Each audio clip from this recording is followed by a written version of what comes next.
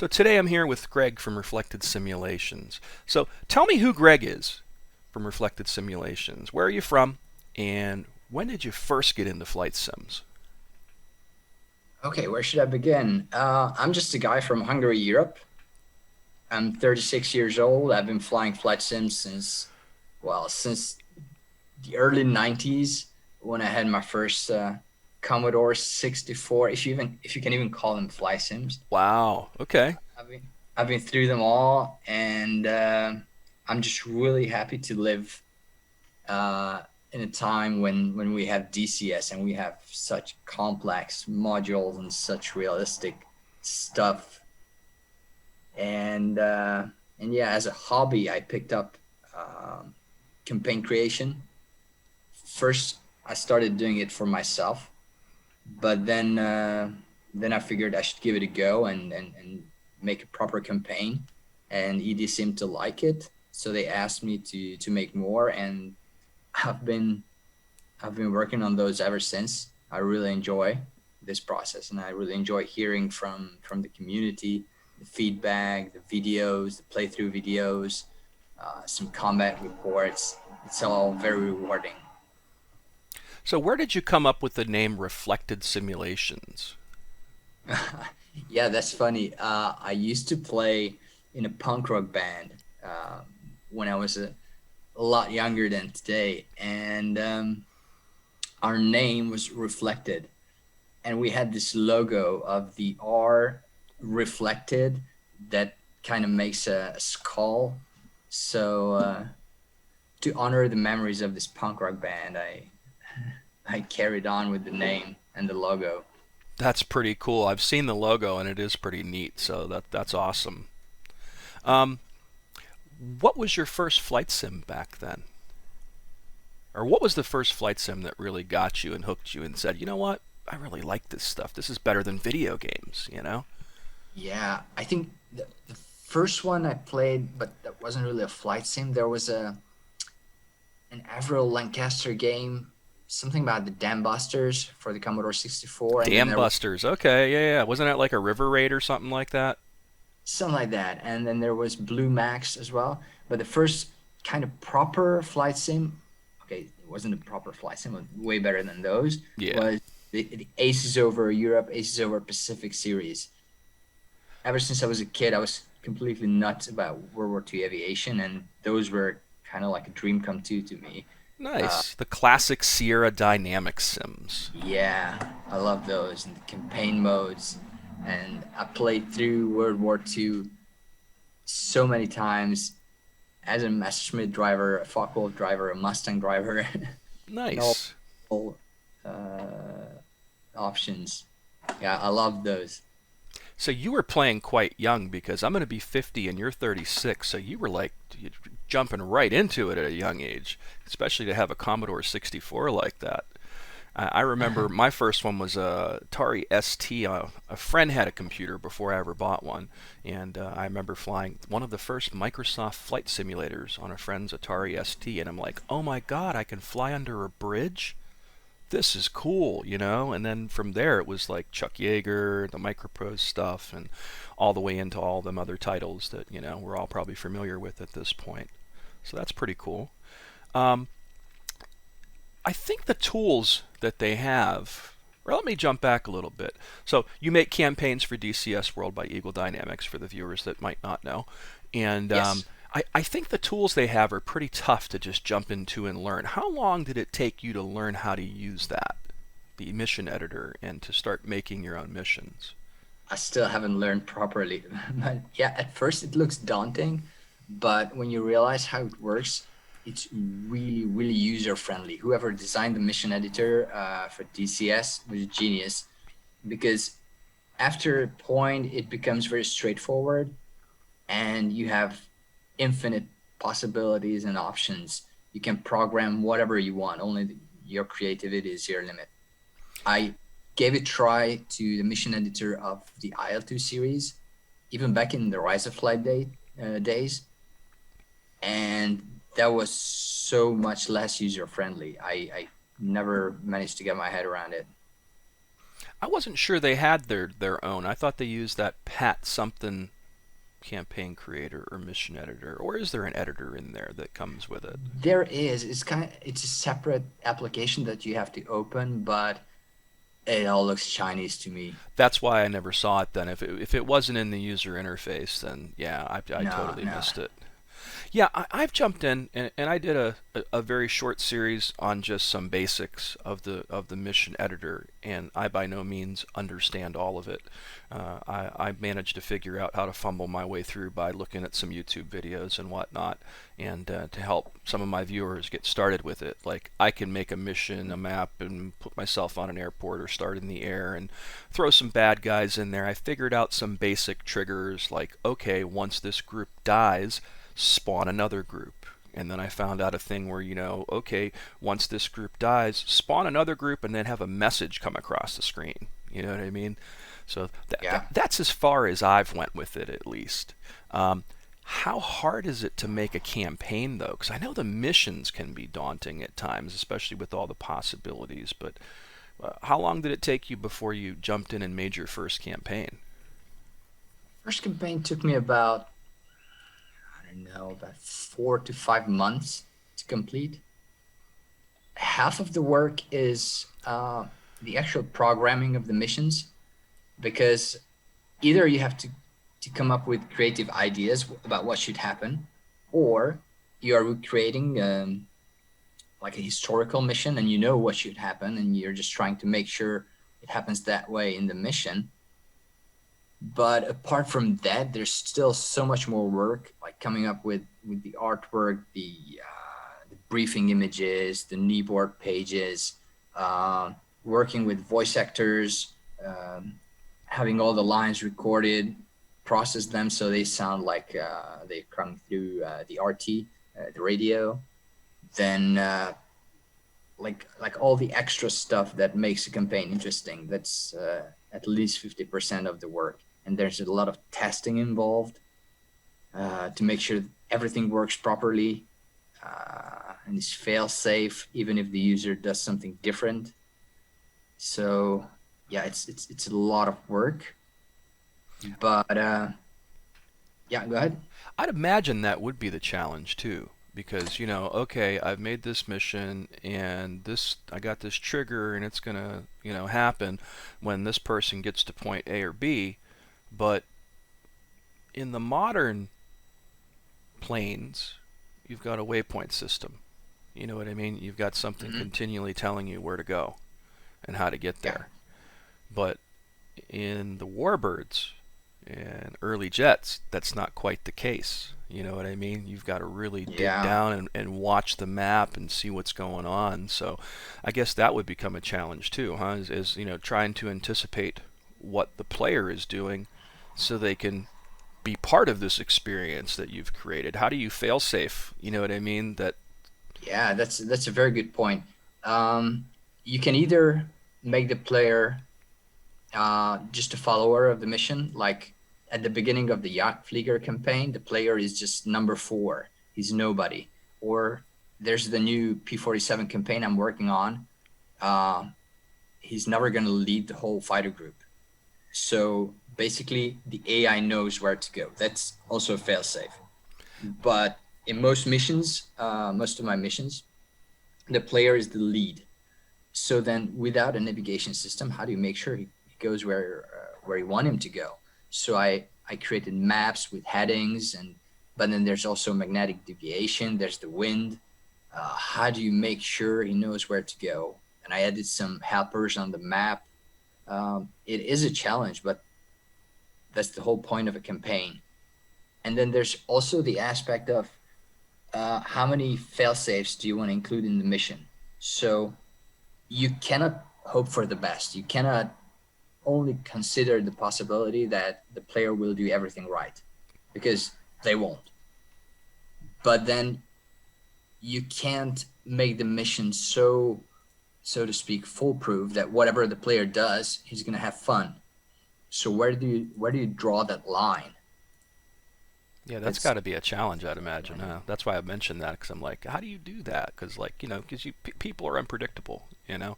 But I do like the idea that you just mentioned of making somebody the, not the lead. That sounds like the campaign for me, to be honest.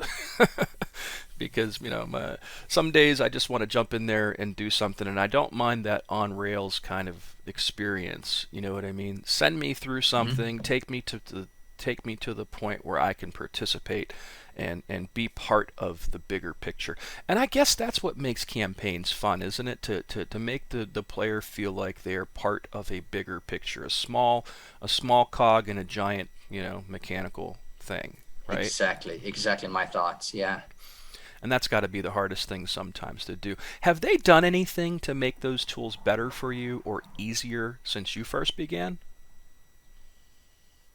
Hmm. There have been a few new triggers added that offer some new and cool possibilities that I can work with. They are improving the mission editor, that's for sure. I wish they added an undo button. Right? I accidentally delete a group or something, then I either have to quit the mission and hope that I hit save just before that, or restart or whatever. That's kind of pain in the neck. You're so right about that, because when I play around in that mission editor, I try to get into that habit of, what is it? Is it right clicking to away from something? You know what I mean? So you're not still highlighted on the last thing that you were highlighted on when you go to like replace a plane or something like that, or go to place a new plane. Yes, yes, That yes. little thing, yeah, that's the one that annoys the shit out of me too, more than anything. So the save button is your best friend. Yes, you got to do a lot of saving. Like anything though, programming wise, I guess that fails or becomes a truth to follow, more or less. Um, I think people tend to romanticize the dynamic campaign. And this goes back to the mid 90s when we had some really good ones, actually. But, like, I remember Jane's Longbow, fantastic with the dynamic campaign they had. And then, the one that everybody remembers and talks about more than anything is Falcon 4.0. Um, I have kind of different thoughts on that. I think you can do so much more with a scripted and semi-dynamic approach to missions versus the dynamic campaign system that everyone continually thrives for. What's your thoughts on that? I think it's down to each and everyone's personal preference. So I imagine it as a scale from 1 to 10 or whatever you want. So on one end of the scale, you have the dynamic campaign, which is completely random. You can replay it as many times as you want. It's always going to be different, but it's never going to offer you as much immersion as a scripted campaign. On That the other end of the scale, you have scripted campaigns, and the more scripted a campaign is, the more details you can add, and the more you can increase immersion because you can actually anticipate what's going to happen. The more random factors you have, the less you can squeeze in there because you don't know if this or that's going to happen. And as you take away these little things that make a campaign immersive, that's the trade-off. that's kind of why I've always liked the scripted and the semi-dynamic approach, because it does feel more immersive. I guess harder in the long run, but, like, because everybody always, oh, Falcon 4.0 blah blah blah, and the dynamic mission generators to me have always ended up being generic and random. Maybe now with that we have like learning AI out there these days, maybe one day we can have a more fulfilling dynamic campaign. But if it were that easy, we would have them again by now, wouldn't we? We kind of do. I used to play Rise of Flight a lot, and I loved Patrick Wilson's campaign generator, which is basically a dynamic campaign generator. It randomly generates missions, but it works so well because it's World War I. There was no radio communications. You just flew with the others and ran into German planes and whatnot. But when it comes to World War II aviation, and especially modern day aviation, there are so many things that I would miss if it was just randomly generated. Well, it For gets example, messier that way. There's a lot more for it to dynamically generate. How would you dynamically generate the radio chatter? You know what I mean? And that kind of stuff. yeah, I think voiceovers make all the difference uh, in a good campaign. And in one of my new Tomcat campaigns that is almost complete, I put a big focus on building characters. So you're gonna know your squadron mates by name, and you will know their personalities. And it would never be possible in a dynamic campaign, you know? Unless you had like 50,000 possible, things recorded, right? And you Yeah, could but this trigger is it from a impossible. pool of that. Yeah, but that's what I'm saying. We're not there yet. You know what I mean? I think one day we might be there once you have that learning AI that they're talking about so much these days. But maybe not in our lifetime. But I, Who I knows? noticed that's something you're really good at is the voiceovers and stuff. I've noticed. You've got a lot of the community guys helping you with that, don't you? Just reflecting on your previous question, I do get a lot of help from the community, and I'm eternally grateful for that because uh, without their help, like they volunteer to record sometimes over 100 or 200 voiceovers each. That's a huge amount of work, and they do it out of passion in order to help me and help the community. That's just awesome, and I really respect them for that. And yeah, without the voice actors, community voice actors, I would be nowhere. And it makes a difference too. I noticed just in that first mission I was doing in the Hunters over Yalu. The guy's Mhm. kind of walking you through stuff and telling you things, and kind of has that kind of that right voice and accent that you would expect to hear. You know what I mean? I think that Yes. sets you into the seat a little bit better. You know. Yeah, it's my friend Eric. He's a former U.S. aviator, a military aviator, so he has the background, and he does this impression of uh, Enzo Garlami, the Inglorious Bastards, Uh huh. Yep. the Brad Pitt impersonation, and That's funny. he does that very well. And I asked him to record the briefings because in my first campaigns I didn't record the briefings. It was just written in a PDF and it was written at the beginning of the mission. But I figured I don't know if people actually read it, and there's a lot of information that they have to be aware of. So how about I ask someone to read them out loud, and that way for sure the player's gonna know, and then he's the one reading the briefings in that Brad Pitt impersonation voice, and I find it awesome. It really sets the mood. That is pretty cool. Um, how do you play test your campaigns? I'd imagine that's a little challenging, not being a large company like Eagle Dynamics, right? Or do they actually help you in that process, or is it kind of all up to you as the guy No, that's providing the campaign, and then they have to approve it? it's just me testing it. Or well, when I finish before I finish the campaign, it's just me playing the mission 1,000 times. The problem with that is that I know what is supposed to happen, so Sure. I can hear the triggers fire under the hood. So that's not good. I always have to. Sometimes I let it sit for a month and then come back and try not to think about what I programmed. By that time, I kind of forget, and that's good. So I can act as an outsider. But after I submit it to ED, I'm not exactly sure what happens. I'm pretty sure they test it. I suppose so. Or, well, honestly, I don't know. I, probably they test it, but I never hear any feedback. Yeah. So what's the process? How do you become a guy that creates? I'd imagine that they don't just pick anybody, you know. Well, it's really easy. Just make a campaign, and if you think it's good enough, send it to ED, and they will let you know. Huh. And then they'll post it on their site because there's not the reason I say that is there's not a lot of guys up there selling stuff. There's you and Baltic, and there was a couple other guys, but like that's it. I would Yeah, I'm think there would surprised. there would be more than that, you know. Yeah, I'm surprised because there are so many really good mission makers, way better than I am, who are making 3 missions or 2-3 mission campaigns, but if they took the energy to make it a big, at least 12 mission campaign and like a proper pack, then they'd be really successful. So I don't know. And is that the process? That it has to be like, 12 missions?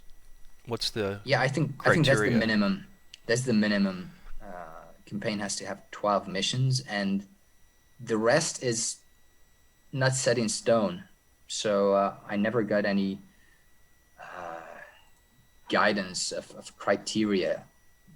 It just has to be good enough. But I've played a couple of DLC campaigns, so I had a fairly good idea of where the bar is, so to speak, and I always try to reach it. Gotcha. Well, But like, what I've seen so far of your stuff is really cool. I like that, like, just what I have flown and messed with so far. Every one of them really sets you kind of in the cockpit. You know what I mean? You could look around outside of you, and I see little dudes walking around. You know what I mean? I see trucks moving around. It's yeah, it's definitely all the alive. details. Yeah, a nice live atmosphere, and that's what I was getting back to when I was saying, dynamic versus scripted. It's just I always thought that made for a better immersion factor overall. Yeah, as I always say, so the point of a module in DCS of a plane is to make you believe, to give you the illusion that you are flying an actual real plane, and all the details make sure of that, like the wind sound or the rattling of the engine, whatever. And the point of a campaign is to give you the illusion that you're flying this plane with real people in a real life situation. And again, it comes down to all the little details. Yeah, it's definitely fun. Like, I have my moments with it, and there's you could pick everything apart. There's a lot of things I don't like about DCS, but there's definitely more that I like about it than anything, and it's definitely a good time again to be in flight simulations. And again, my history goes back almost 3 decades. So I remember when, like we were talking about off camera here, about how, like, back in the day, every plane felt the same. You know what I mean? Here's some Mm-hmm. guns. This one might have bombs. That one might not have bombs. But we're at a point in the simulation industry where things are so realistic. You know what I mean? That, like, you could click every button, dial, and switch. And Yeah. if you don't do it in the right order, you're not going to drop a bomb. That kind of thing. So when it comes to putting together and selecting what you're going to do for a campaign, what comes first? And do you just go, hey, I want to make something for this aircraft, or is it an idea? I read somewhere that the Spitfire Big Show was based on a book that you read. Yeah. Yeah. So the first step is an idea, or more like selecting a plane. Choose a plane that you really like, uh, that you see yourself putting a lot of energy into, and then decide on the story. It can be a fictional one. You come up with the story that has its own challenges, or it can be the recreation of something historical. The Big Show is the recreation of a couple of historical missions flown by a French pilot who served in the RAF. My new P-47 campaign will be probably the most historical one I've ever created, because I've got my hands on combat reports written by pilots from the 56th Fighter Group, and Oh, nice, very nice. I'm recreating those combat reports to the word, or as accurately as possible in DCS, and that has different kinds of challenges than coming up with your own story. So once you have that, you make a lot of research, because the more, if things pop up after you program the missions, you realize something, you didn't know something worked in a way or the other, then you have to redo all the missions, and maybe it's just a little adjustment, but probably you're gonna sweat a lot. So the more research you do beforehand starting, then the better for you. No, I noticed as I follow your Facebook page, and you've done some tweaking here and there too, as things happen as well, like the number of planes in the air and whatnot. So is that kind of the limitations you're talking about? Because I guess you're going to be limited by DCS and what you can render too. So like having like 300 planes in the air all at one time's got to be kind of a that's not happening. You know what I mean? Yeah, that's tough, and especially for World War II missions where there were a lot of planes in the air. Up to a couple of updates ago, DCS really didn't handle lots of units well, but a few updates ago they changed something. I have no idea what, but I'm glad they did, because now even my laptop can handle next to 100 bombers or even more. So, for example, in my new P-47 campaign, you're going to be part of a, let me do some math, 36 plane formation of Wow. P-47s, sometimes even 48 plane formation. And then you climb out, you escort some bombers, nearly 100, but you will have an option to reduce that number, but it's probably not really needed because it worked fine on my laptop. But if you, I don't know if you play VR or something, so there's the option. Anyway, to add 100 bombers, and then you're going to counter anything from 2 to 30 enemy planes. So that's a lot of planes in the air. Oh yeah, that sounds awesome. That that goes back to the images that you sent me that will be shown while we're doing the interview here. Ah, Well, the okay. one image that you'd sent me has a ton of P-47s in it, as I recall. Yeah, it's probably from the new campaign. That looks awesome. What's the name of? Do you have a name for that yet, or is that just kind of early? It's going to be called Wolfpack, Oh, nice. Okay. because the 56th was called Zemke's Wolfpack. And what's the ETA on that coming out? Mm, what I'm missing from ED is the Photoshop template for the P-47, because I want to make realistic skins for the 56th fighter group. I just finished programming the skeleton of the missions like an hour ago. So Oh wow, nice. 20 minutes before we started talking, I landed my P-47 from mission 12. So now I have to look for some more voice actors to work with. I can start working on all the documentation, the briefing images, and everything. And that's And another thing I noticed too. Not to interrupt, but like I never realized this before, and I own campaigns from you and some other people, and I never realized there was more to the campaign than just what you see. If you dig around the what is it, the save game folder somewhere, you could find other documentation that comes with your campaigns. yeah, there's usually a lot of documentation. Um, I I usually give a campaign intro document, a dozen pages or so, that explains the background story, what's happening, how it works, what the player is supposed to do. Then there's a briefing document for each campaign, and I often include goodies like a blank combat report form that looks like the forms back in World War II, or a map or a checklist, all the little goodies that could help. Yeah, that's the stuff I never realized that was actually in there until me and you were talking one day about that a while ago, and I was like, "Oh, really?" And then I started digging around. I'm like, "Oh, that's pretty cool." And where is that buried in there again? Because I think that's the thing most people don't realize. That's the only thing that DCS could be better at is like to do that, you've got to just include it somewhere. It doesn't pop up while you're in game, you know? Yeah, it's in the mods dash campaigns dash name of the campaign dash docs folder, I think, if I recall correctly. That sounds about right. Yeah, because I And the remember funny thing digging is, around. I never knew, I still don't know if people appreciate these documents or they don't even find them and they don't give a crap. So I'm just making them and hoping for the best. And something that you might be happy to know is that I dug around, and I'm not going to name any names, but there was another campaign that I had purchased a while ago, and you have more stuff in your folder than they had in theirs. So, just a heads up, you're doing good in that respect. Okay, thanks. Good to know. Yep. So there's the Spitfire campaign, the big show. There's also a P-51 campaign, the Blue-Nosed Bastards of Bodney. How did you come up with that?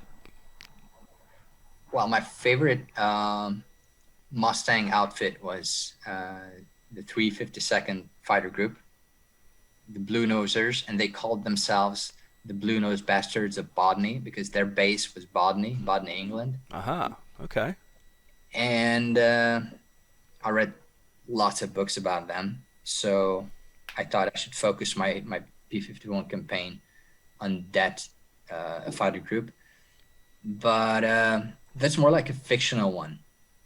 So as opposed to my P-47 campaign, there I didn't have, so those were not realistic events. I just tried to come up with the right variety of missions that offer different challenges, and they're always balanced somehow to make it fun for the player. So fighter sweep here, then an escort, then some ground attack, then some escort again, to keep it balanced, to keep it fun. And then there's D-Day, that's a realistic event, and then some post D-Day ground attack missions. So yeah, that's a very different approach because I specifically paid attention to make it balanced and fun and a good variety of things happening. So there's the Spitfire, there's the P-51. There's also a BF-109, right? Yeah, that's Jagdflieger. That's also very fictional. But still, when I say fictional, it's not like you're shooting at UFOs or something. Yeah, yeah. I'm a real World War II nerd, and I've read lots of books, and I always try to make these campaigns as realistic as possible. Like it could have happened that way kind of campaign. Well, that's the best person to be making these kind of things, I would imagine.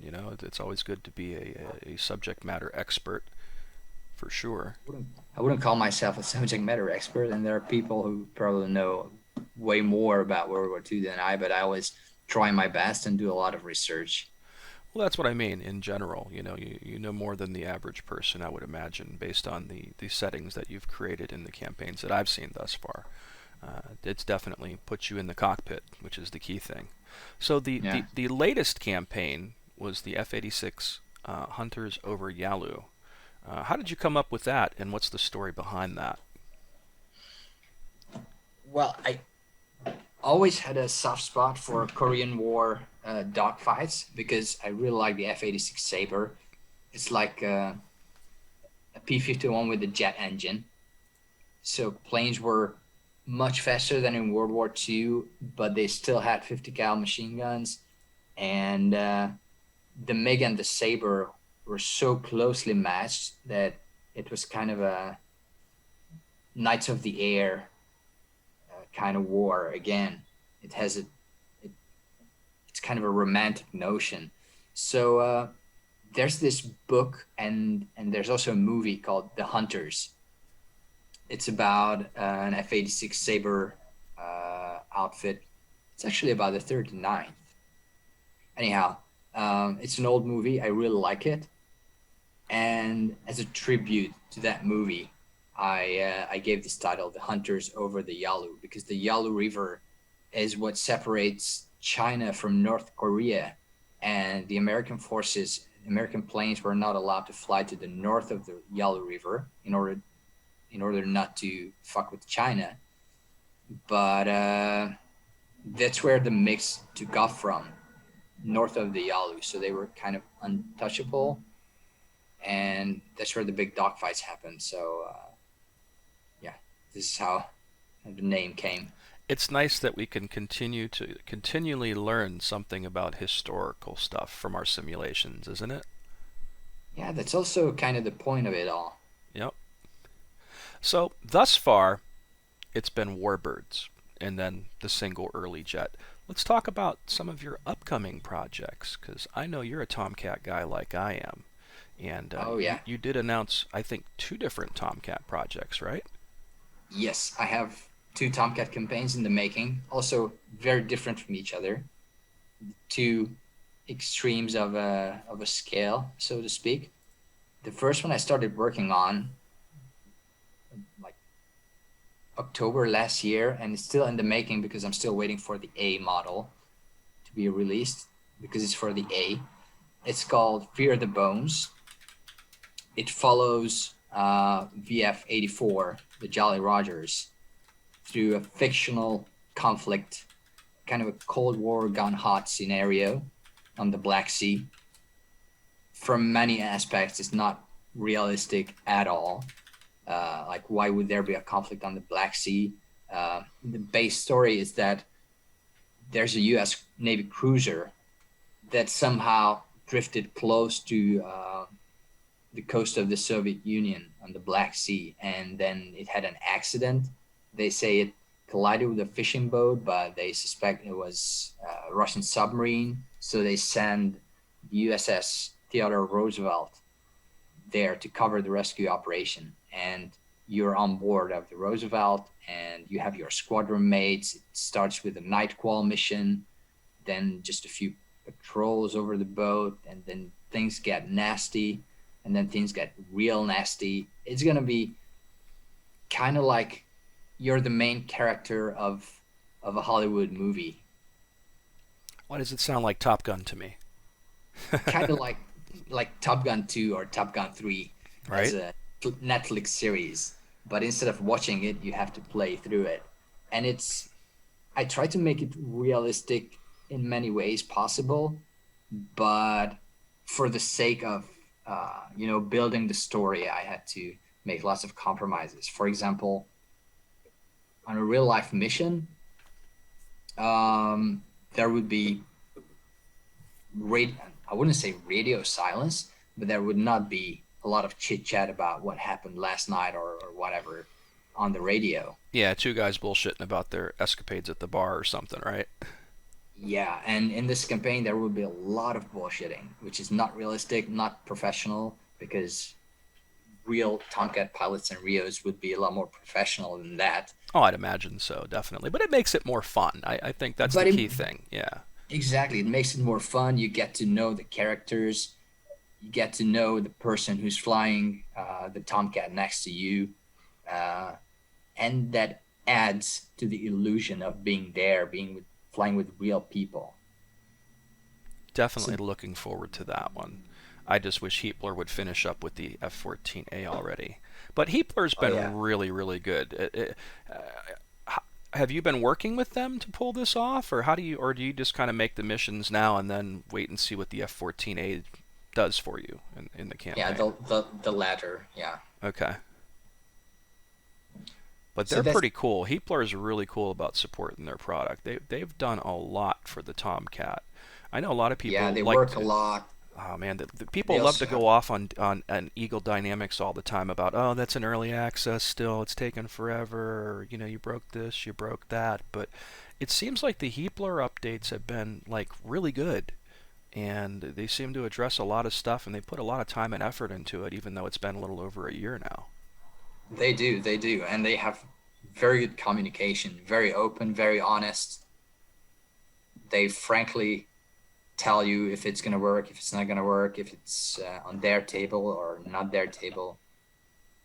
And they Yeah. even have the compatibility right out the gate with the Super Carrier, which I thought was pretty cool. Yeah. There was a kind of a shitstorm on the forums when I think it was Matt who mentioned that it may not be 100% compatible, and Oh, I that saw that. Yep.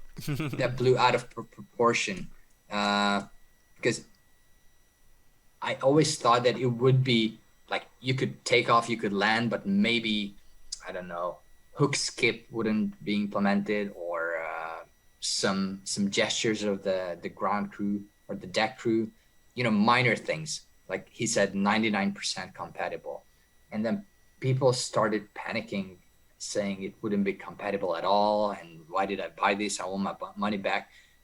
That was the perfect definition of an overreaction, in my Oh, opinion. that people overreact all the time online, dude. Like Reddit in general is just a fucking cesspool of just insanity and toxicity.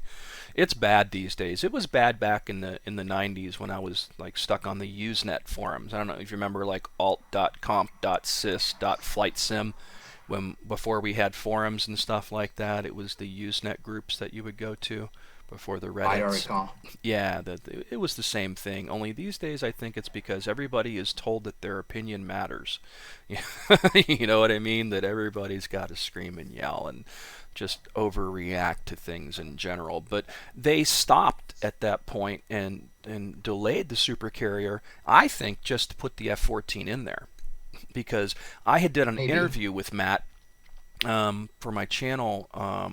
I want to say like a month or two before the supercarrier release, and as I recall, I'm pretty sure he said that it wasn't going to be ready. You know what I mean? And then they Hmm. turned around and made it, or that he wasn't sure if it was going to be ready, and then they turned around and made it ready. And I know the Yeah, but Heapler guys all along have wanted to have it ready, so they were working on yeah, but define ready. Like it. what? Well, that 100% is funny. compatible. Yeah, that is Uh, funny because the whole early access thing is just another debate in itself, isn't it? Because like half the people like it, half the people hate it. But we would never have these products that we have today if it wasn't for that business model either.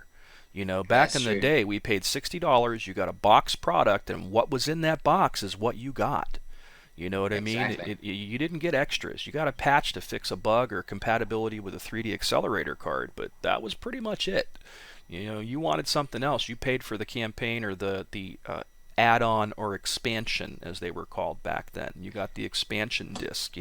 U.S. Navy Yeah. fighters, you bought U.S. Marine fighters. You know what I mean? If you wanted a Harrier and some of that other stuff, and that's kind of how that Yeah. went. It was a different business model. So I often say that I don't think people really realize how good they have it these days because of every one of these products out there being this open-ended early access thing. We, as the players, with our voices, have a large impact on the development and where these things are steered throughout that development. As Yeah, people. I agree with you. I agree with you. And I think when you said people think their opinion matters, it does matter because if they post bug reports or kind of a wish threads, but supported with tracks and logs and everything, in my experience, ED really takes their time to take a look at it and try to fix it and try to take everyone's opinion into consideration. But what people forget is that it's not a multinational huge company with thousands of employees. I don't know what it is, but in my impression is that there's only a bunch of guys working their asses off, and sometimes they mess up big time. That's for sure. Oh yeah. Yep. But what I can tell is that they're putting a lot of effort into all of this.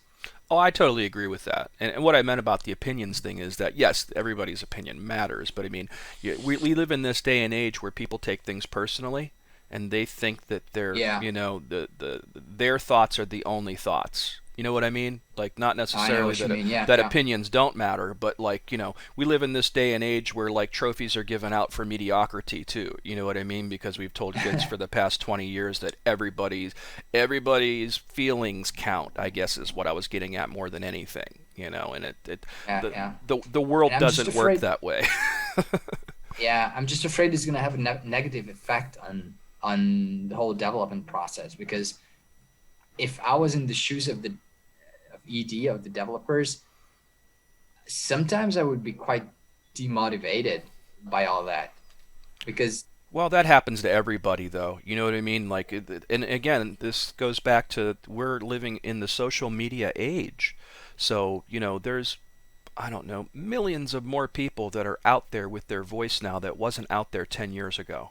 You know what I mean? On various yeah, forums, be it Facebook, be it Reddit, be it, and these are very large forums. This ain't like back in the day where it was the Usenet group that had a couple thousand people reading it. You know what I mean? These are in the yeah, millions of people these days. And even though this is a niche market, You know what I mean? That's still a lot, and you've got to take a lot of that with a grain of salt, because there's fucking assholes out there no matter where you go, and there's a lot of people out there that just hate and piss toxicity on stuff nonstop just to be a dick. You know what I mean? So Yeah, you that's can't also take true. that personally, because you know what? Like the stuff that I do in general, you know what? I am not an expert on everything flight simulations. For a guy that's been doing this 3 decades, you know what I mean? There's a lot of shit I still don't know. But at the same time, like, man, if you heard or saw half the shit I've had to deal with online from people, and how shitty people can get sometimes. You didn't do this, you didn't do that in your video, blah blah blah. If I took it all personally, I would never be here today. You know what I mean? And when you're a big company like that, you know, multiply that by 100. You know what I mean? Yeah, you're right. I see You've your you've point. got to just overlook it and put the big boy pants on. You know what I mean? And just say, fuck you guys. You know what I mean? I know what I'm doing. And this goes back to 20 years ago when I first started covering flight sims. I've had the same attitude today that I had then. And that's why I ended up going places, I think, back then, is because I really didn't give a shit if a few people didn't like what I was doing. Because going into this, you've got to realize that you're never going to please everybody. Ever. So Yeah, that's if true. if I could please 6 out of 10 people, I've done my job. And you know, sorry to the other four, but if you don't like it, don't watch it. Move along. There's other options. You know what I mean? And that's the True. way anybody online today has to take any of this stuff. And it goes back to, on top of that, you know, I can't remember who said it, but it was back in the 80s, and any press is good press. You know what I mean? When it comes down to it. Yeah. And 9 times out of 10 people are going, I'll be on Reddit, and some guys will be like, oh, his video sucks. You know, he didn't do this, he didn't do that, he's an asshole, blah blah blah. And then another guy will come over and go, I like that. You know what I mean? Because it's a different approach. So, you know, bad press can be helpful. You know what I mean? And all the Yeah, that's also controversy true. will bring people over to see what everybody is yelling about. You know, Yeah. and that's a constant. That's been that way forever. So the second campaign that you're working on, what's the name of that, and what's that all about? Oh yeah, it's a very different one from the first campaign. It's gonna be called Zone 5, and yeah, let me begin at the beginning. I try and read every book there is and watch every movie there is about the Tomcat, and there's this guy. Uh, his name is Dave Baranek, call sign Bio. He flew over 2,000 hours in the Tomcat as a Rio, and he went to Top Gun. Then he went back as an instructor, and he wrote a book about his experience. And then he wrote another book. I read both of them, and they were amazing. Like a book about flying Tomcats and going to Top Gun and being an instructor in the 80s. That's the ultimate coolness in my view. And I read the book several times, and then I got in touch with him to ask a couple of questions, and we exchanged a few emails. And he's a really nice guy, very responsive, always there to help and answer my questions. And then one day I had the idea that maybe we can join forces and work together to come up with an 80s training campaign for the Tomcat, based on his experience, so to speak. So he would be the brain of the project, and I would be, how to say, the pen in his hand. Nice. That sounds And pretty cool. we started working on it. It's going to be called Zone 5. We're not calling it a Top Gun campaign because it's not going to be Top Gun, because we don't have Miramar in DCS. Top Gun was a 5-week course. This one is going to have 12 missions. So it's definitely not the same. It's going to be set in Nevada. We have a background story why not in Miramar, why at Nellis. So we're not calling it Top Gun, but it is meant to give you that experience of going through such a training program in the 80s. And by making the missions, and I'm having video calls with him and exchanging a lot of emails, I learned so much about the Tomcat. It's really gonna be very, uh, is there a word educative, or does that exist? Educational? There you go. Educational. Okay. So it's going to teach a lot, teach people a lot about flying the Tomcat and what it must have been like to be there in the 80s. So once you know how to operate the Tomcat in combat, and then you want to get better, then this is for you, like in real life. So So it's it's more not, my pace then, because I know how to fly the Tomcat. I know how to, yeah, shoot missiles it's and kill stuff, but I'm by far no expert. You know what I mean? So if it'll help it's me not hone my skills a little bit better, then yeah, I'm all for that. it's not going to teach you how to fly the Tomcat, but it's going to put you in increasingly challenging situations. So, for example, the first mission is a 1v1 guns only. You fly out with an instructor flying an F5, and then you separate, speed and angels on the right, speed and angels on the left, fights on, and you do a couple of guns only fights. But this evolves into uh, 2v2s, then 2v unks, so two fighters versus unknown bandits, then 4v unks, and then there are some graduation hops. And with each one, there's going to be some, like, it's going to take one step further, the whole challenge. So there's going to be one more variable to consider. And by the second half of the campaign, oh, you're going to sweat. It's going to be very challenging. Let me give you examples. After a while, we're going to throw in something called a wild card. Have you heard of a wild card? Actually, no. Do tell. So the idea is that when the fighters are running an intercept, Bio would be able to explain it so much better than I can, but I'm going to give it a shot. So you're sitting in a Tomcat running an intercept like 30 miles. You're buried in your cockpit and looking at the displays, trying to come up with a plan. In real life, that would be a problem because there may be a bandit up at 25,000 feet waiting for you and getting on your tail without you seeing it, separated from the group that you are intercepting. So you always have to keep an eye outside of the cockpit and scan the sky if there's an additional bandit, just a wild card coming Nice. in That from sounds cool. behind, from above, from anywhere. And in real life, they added these wild cards. So the exercise was to intercept the group.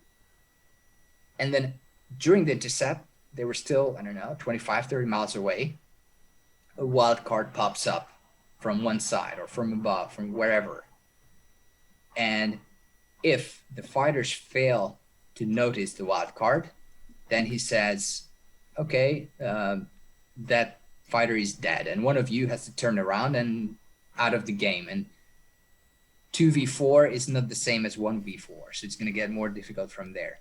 You don't have to fight a wild card. You just have to call it on the radio. But if you notice the wild card in time, you say tally wild card, left 9 o'clock, whatever. Then he says, okay, good break, continue. So you don't have to stop and dogfight with a wild card. It's just there to make sure that you keep an eye outside of the cockpit and keep your scan. Yeah, testing you to make sure that, because I'd imagine that's the kind of stuff that's going to happen in a real life scenario. You're going to be flying to a Exactly. mission, and you don't know if a couple bandits are going to show up from the north, south, or whatever, whatever direction you're flying, flank you or something, So Exactly. that's kind of And then cool. as the campaign progresses, there are more and more tricks thrown into the ring. So at first, there are 4 bandits flying as the same group. But the next mission, maybe there's going to be 2 different groups. One coming from the south, one coming from the north. What do you do? Or the bandits approach at different altitudes, or the group separates, or whatnot. There are so many variables that we can throw in there. And Dave had some amazing ideas and suggestions. So the missions are going to be really cool and really challenging. That sounds like a lot of fun. And that's going to use And the Tomcat B, or is that going to use, I guess, it's either also or, the right? If once it's it's also out. the A, because back in the 80s, it's set in 1987. So back then it was the A, and also Zone 5 is specific for the TF-30 engine. Okay. So only the A model had 5 zones of afterburner. The Gotcha. That makes sense now. B did Okay. not.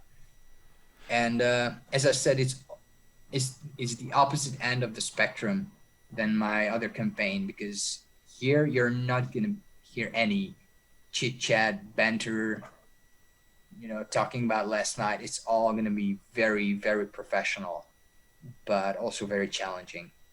That And sounds the like a blast, man. I'm dying to see this stuff, man. I love the F-14.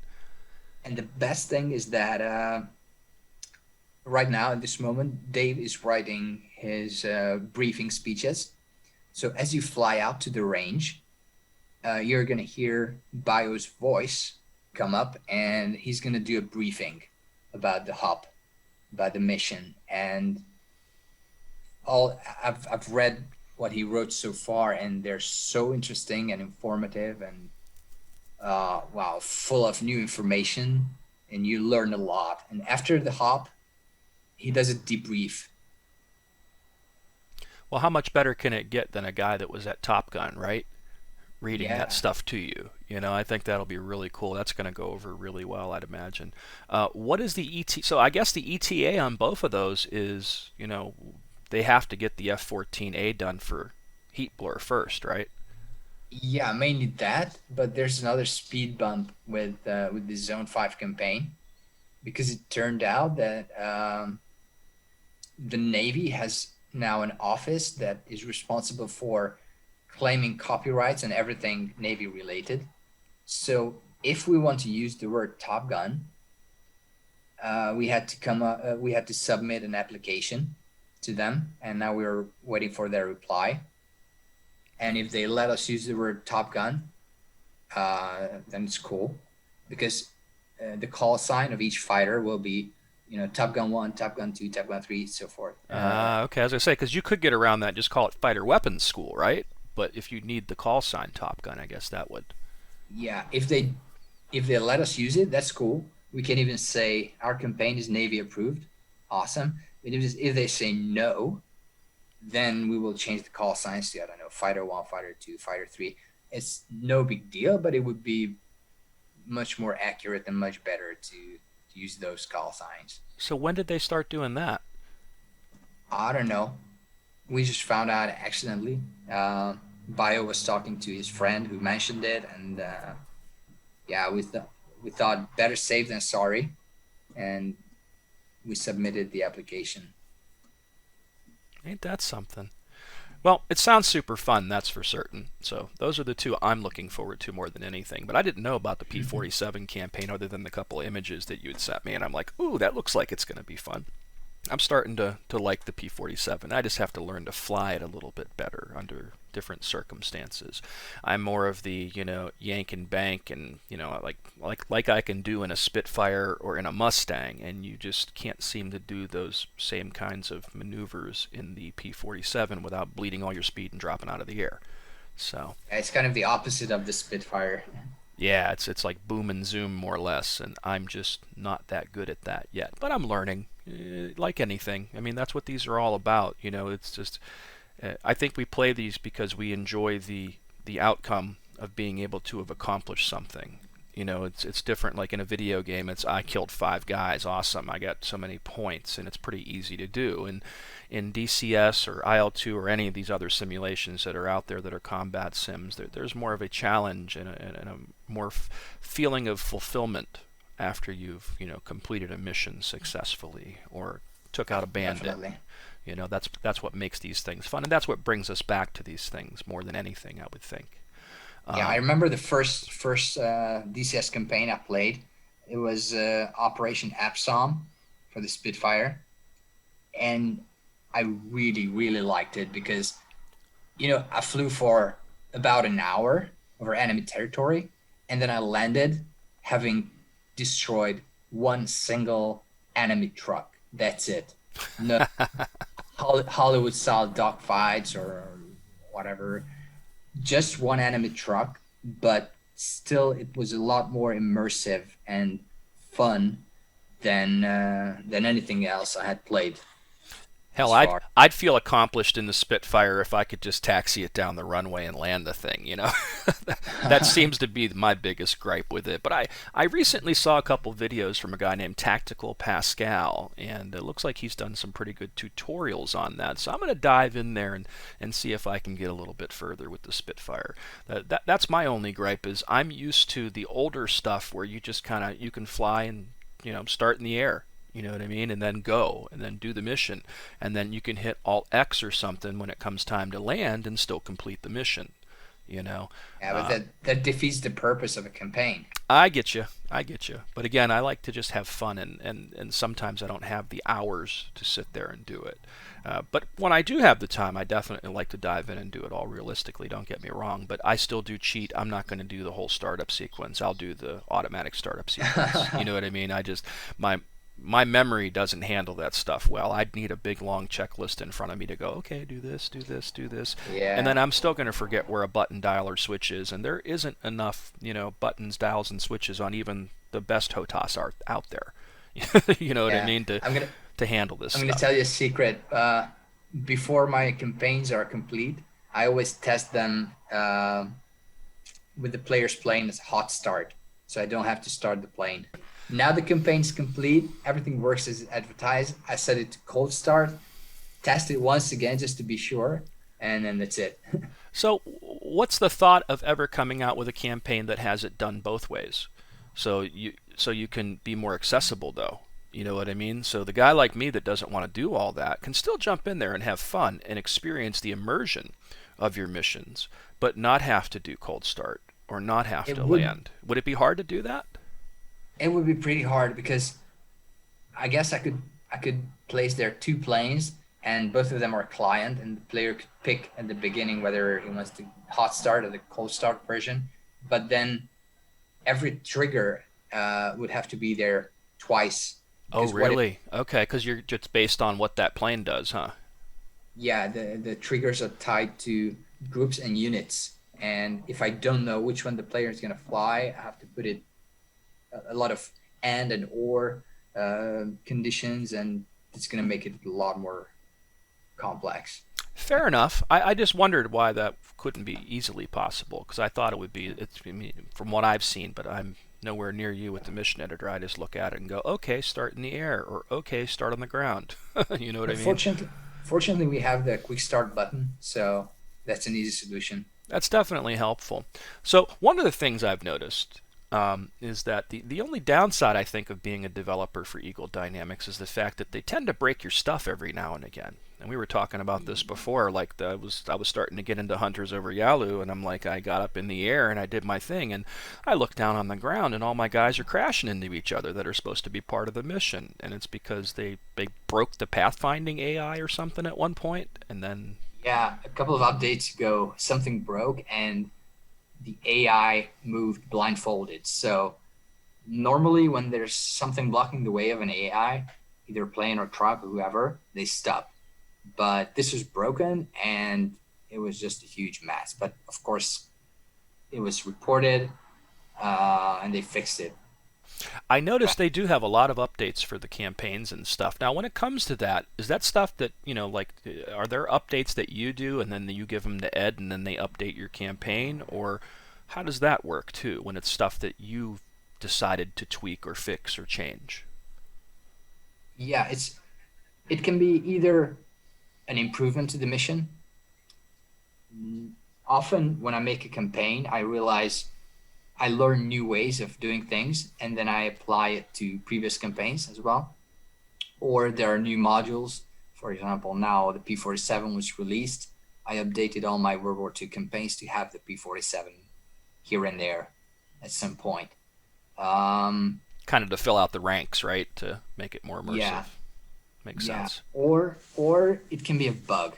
As you said, something breaks, and sometimes it's not even breaking. Sometimes they just change the AI logic. So what used to work before doesn't work anymore. So I have to update all my missions to make sure it's compatible with the new version. So that's got to be a pain in the ass sometimes, though, right? Because here it could be a campaign that your first campaign you ever created, and now you got to go back and fix something that is, however Yeah, but old, right, for free. it's part of the deal. It's part of the deal. Yeah. Problem is I'm alone and I have about 50 missions released, and I can't replay each and every one of them after each and every update. So I'm relying on the community, and it's really good that they just go to the forums in my section, they open a thread, listen, in this mission I encountered something strange, what happened? They send me a screenshot, and then I try to replay the mission, check it, and find out if it's something that broke somewhere down the line, or uh, maybe they did not do something well, plane handling, or anything. But I'm counting on the community to come back to me with reports like that, because I can't possibly check every one of my missions every time. Sure, they help you pinpoint that, I'd imagine, by doing that Yeah, too. That's got to be pretty cool. That is another benefit of this day and age of flight sims, is the community is so occasionally, interactive. Yeah. occasionally I refly some of the missions just to check randomly. But yeah, when you release a campaign like this through ED, you have to keep them up to date, and it's your job to make sure that they always work. And it's not only that they always work, but I always try to make sure that they're the best version that I can come up with. So when I learn new stuff that could make an existing campaign better, I usually take my time to update the campaign. Uh, Oh, I've seen that, and I follow your Facebook page. That would probably be the best place for people to follow what you're doing too, huh? Your Facebook page. yeah, I usually post screenshots and updates and bits of news there. So yeah, if you have a Facebook page, whoever's listening to this one, then please look for Reflected Simulations and follow me. Oh, I'll definitely throw a link in the interview for you Ah, too, thanks, so they'll thanks. they'll bounce you over to there. So when it comes to doing these campaigns and stuff for Eagle Dynamics, do you have to share a cut of what you're going to get out of it, or are they just kind enough to let you throw it up there and they help you out? I don't think I'm allowed to talk about this. Okay, fair enough. So in DCS, what's your favorite plane and why? Whoa, that's a difficult one. I have a different favorite plane every other month. But that's how it works, isn't it? With DCS, like for me, it's the Tomcat, but then I find other planes here and there that I get impressed with for a few moments or a day or a week or something like that. So I understand that for sure. Tomcat is an all-time favorite, but I really like all the warbirds, mainly the Mustang and the Spitfire, and also the Saber. I really love the Huey as well. I had And fun with that too, and the thing about the Huey is, like a while back, they came out with an update that nerfed the gun's effectiveness on the Huey. And I noticed after that I had a lot less fun with it because it just huh, seemed like, because those guns were tearing shit up. When I did some of the videos I did when I first got into the Huey, I was having a blast, man. Those gunners would just wipe stuff out for you, and huh. maybe it was too real or too unrealistic, but it made it fun. And I haven't I don't know. really I haven't done flown much it in a after that. while. Yeah, I noticed that they changed the effectiveness. It seems to be only effective against like infantry and really soft targets, but the other stuff that I was killing before, it just wasn't as effective. And it was something they came out with in an update. Mm-hmm. Very Yeah, fun stuff though. Yeah. I always played with the thought of making a campaign for the Huey because I love it so much, but I just feel like I don't know enough about uh, helicopter operations and the Vietnam War. I read a couple of books written by helicopter pilots, but I still don't feel confident enough uh, I wish they had a Black Hawk or an Apache so bad. Oh yeah, that would be nice. I know a guy who's a former Apache pilot that I worked with back in the 90s when when I did reviews of some of the Apache products that they had back in the 90s. Really nice guy, a guy named Rex Swetnam. And he's retired now, but he was in the first Gulf War. And I remember he had sent me Wow. like a VHS of like, from the cockpit, some really cool stuff that he probably shouldn't have sent me. And I had that back then. And then the Gulf War was over, and then he was doing some Black Hawk missions for the Virginia National Guard, helping like look for drugs in the forest and stuff like that, where people would try to grow marijuana or something like that. And then Wow. I lost track of him, and recently he happened upon my channel, and he sent me an email, and he's like, "Hey man, I don't know if you remember me, blah blah blah." And he's like, "Yeah, this is Rex, and I since went back and did a couple tours over in Afghanistan too as an Apache pilot." So Wow. yeah, I'm thinking of getting Rex on talking about the Apache and his experience with Blackhawks and whatnot. But I was going to say, if they ever come out with an Apache module or a Blackhawk, I know a guy that can probably help you out. He's a really nice guy. Yeah, fun stuff, man. And I was part of the original uh, outside beta test team for the Longbow series, working with Andy Hollis and a couple of the guys that they had handpicked to do this special outside beta test that we did on the Longbow series, Longbow 1 and 2. And man, that was a blast. Some of the people involved in that were the outside beta testers were like, guys that were combat sim journalists like myself, but also guys that like were former Navy. Like the one guy went on to be like a producer in F-15, and then worked for Janes on the Hornet stuff, I think with Matt Wagner, because that's where Matt Wagner comes from. You know that, right? Like he did the Super Hornet for Janes back in the day. He was one of the I didn't know. producers on that. Yeah, before he'd worked for Eagle Dynamics, he did stuff for Janes. So fun stuff, man. I really enjoy helicopters a lot too. I have all of them, and I'm looking forward to the Kiowa. It's really fun stuff. A little more challenging to fly, but definitely, really satisfying when you pull something off. So, what plane would you like to see in DCS that we don't have, and why? It's easy. The F4 Phantom, Nice. and Everybody wants preferably that. preferably a career version, but we're not gonna get that, as far as I heard. That's a very unique plane, and that's a hell of a workhorse that's been around forever. I remember that's when they thought that we didn't need guns, and the first Yeah, plane that they decided not to put a gun on, and then later had to put gun pods on. And that thing is so big. I've seen them up close a few different times, and and just raw power. it's massive. It's just But also massive. the weapons were uh, so inaccurate and Crude, maybe? crude. Yeah, Like the Sparrow, you mean?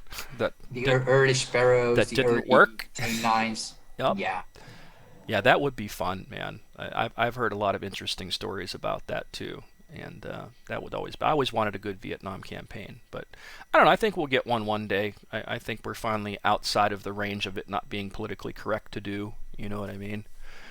It's been yeah. enough. If we get the Phantom, I'm pretty sure I'm gonna make a campaign for that. But I'm just not sure how because we don't have a Vietnam map. Well, like all we need something that's jungle-like, I would imagine. So somebody will make one eventually. We can only hope.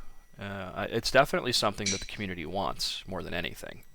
So, Yeah, maybe over the Marianas. because that's jungle-like, but isn't that like Pacific-y? You know what I mean? At the same time, Yeah, but that's it going to be fun for up with a helicopters, though. fictional conflict in the '60s, or I don't know, just throwing around ideas. I will come up with something. Hey, here's the Well, other I have, question I just thought of since we're talking about maps. Um, what map does the P-47 take place over? oh, it's the channel map. Aha, that's cool. I have to admit, I got that, and I'm blown away. I'm really impressed by that map. I think that is one of the best maps they've ever created. And I just started to It's really beautiful. appreciate the Normandy map and the changes they made, because they did some good stuff to the Normandy map recently when they did those updates. And it looked Yeah, it looks really much better, nice. Yeah, way and it better than also what runs the... very smoothly. Yes, much better. Normandy map. Now the channel, that's a different story. It's Yeah, beautiful. that's my only problem. Oh yeah, it's beautiful, but it's going to tax your system. If you don't have, high-end parts, man, you're going to turn some stuff down because it's going to chug. But again, they've packed more detail into that. And my thought on that is maybe they did that so they can try to sell combined arms more, because I've seen a video by somebody when they were looking at it and they jumped into the, combined arms and kind of walked around on the ground in a vehicle, and the detail level at the ground level was amazing. Like you could see like the wood grain, on a door, you Yeah, know. it's like an FPS game. Yes, that was my thought, is maybe that's why they did that. But I don't know. Only the future is going to tell. Combined Arms has a long way to go, but to make that viable, I know that. I've played around with that a little bit, and I just wasn't impressed. Yeah, Um, but it's got potential. Everything does in DCS, it's definitely a lot of fun and one of my favorite sims by far. So I think we've had a great time here today. I want to thank you for coming on and getting out there with the viewers and sharing the information of what you have up and coming. Um, I'm going to throw a link to your Facebook page in there so people can find you, and they can find your campaigns over at the Eagle Dynamics store, and I believe on Steam as well, right? Yeah, on Steam as well. Except for Hunters over the Yalu, I've been asking ED when they want to release it. They said soon, so I hope it's gonna be out soon on Steam as well. But yeah, mostly both in the ED store and on Steam. Yeah, I'd also like to thank you for your time and for this opportunity. I had a great time talking to you. Awesome. And Anytime, dude. And like I said, as you have new things up and coming, reach out to me. We'll talk.